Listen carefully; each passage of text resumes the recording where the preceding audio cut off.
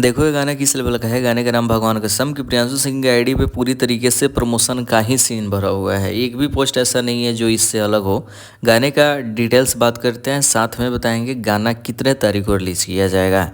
गाने को लेकर अब तक किसी को कंफर्म नहीं है ना कि कब तक गाने को रिलीज़ किया जाएगा। जब हम वीडियो बना रहे हैं तब तक सब कोई सस्पेंस में ही जी रहे हैं। तो चलिए आज की इस वीडियो में सारे सस्पेंस डाउट को क्लियर कर देते हैं। उससे पहले चैनल को जरूर सब्सक्राइब कर लें। ये जो गाना बना है वो नेक्स्ट लेवल बताया जा रहा है और गाने के कुछ सीन क्लिप देखने के बाद भी ऐसा लग रहा है कि हाँ, अब तक तो ऐसा कुछ नहीं देखने को मिला भोजपुरी इंडस्ट्री में, सच बोले तो।